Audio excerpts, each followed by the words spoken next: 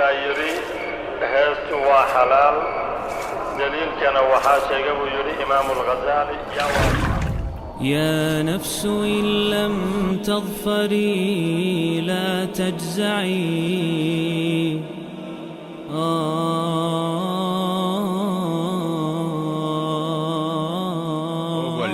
fan Soomaaliyeed hodan ma yeeshaane afkuun baan ka hadallaye waan hoos madownahaye hidaaye iyo tawfiiq ma laha fani iyo heesaaye markaad horay u badataad isgaran odan tabarhayne halkayagii duqoobaad ka garan marin habowgeenna salaadaha barkeen ma holliyaan qaarna ma hagaajo هيا على السلاد مكعنو وانكا هردنايا heesaha iyo musiga la isku garaacay ee dadka lagu soo jiidanay ee masraxiyada iyo fagaaraha la keenay bal maxay shariicadu ka qabtaa leeynaga waxayna xukumaan kitaabka Ilaahay iyo sunnaha rasuulka sallallahu alayhi wasallam marka wixii xalaal waynu hoggaansan wixii xaaraana waynu ka feejigan nebigu sallallahu alayhi wasallam wuxuu sheegay saddex arrimood oo xaraama inay xalaalaysanayaan afar arrimood weey la yakunanna min ummati aqwaamun yastaxilluuna al-hira wal-hariir waxay xalaalaysanayaan ummad imaan doonto ummadayda kamid ah zinada iyo xariirta dharka xariirta ragga waa ka xaraam wal khamra wal maazif khamrada iyo waxa weeyaan heesaha ayay xalaalaysan doonaan haddaba u fiirso khamrada iyo zinada iyo xariirta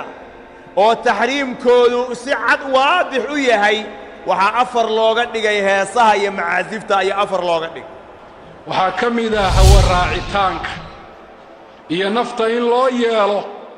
waxa Ilaahay subhanahu wa ta'ala uu ka xaaraantimeeyay heesaha oo la tiriyo ama bas la dhageysto waa wax Ilaahay subhanahu wa ta'ala adoomihiisa uu ka mamnuucay aayada quraan abu Ilaahay ku cadeey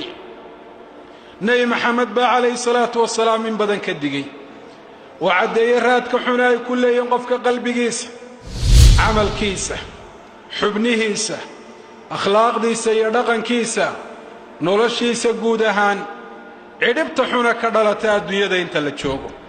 يا آخر إلهي سبحانه وتعالى ما لنت الله ارتقه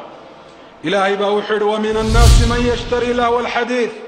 ليضل عن سبيل الله بغير علم ضدك وحا كميدا كوكو بدلنا إياه حقية دينتي إلهي وسودتي إلهي وفرين دقيستان إني كو قولان كو هضلان إني قلوب تودا وقراحيان إني راعان كو عمل فلان كوكو بدلني له الحديث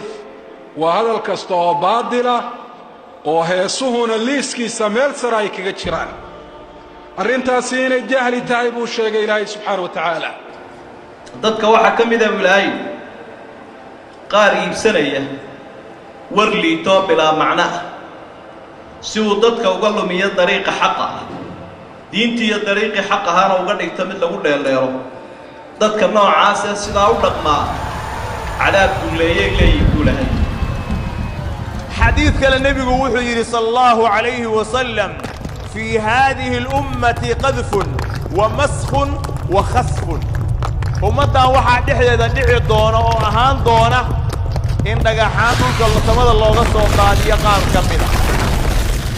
وعقوبة سبحانه الله كينو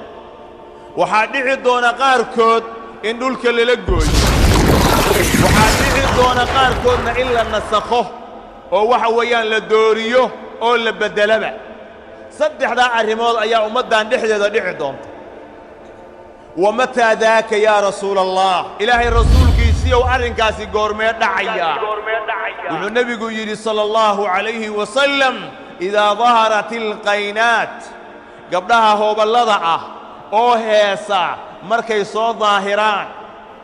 wal maazif aalatul malahi waxyaalaha lagu heesana banaanka la soo dhigo وشربت الخمور خمردنا لعبه انتاس مركي اي مادان ومدان وحويان ciqaabta noocaasa ayaa ku soo socota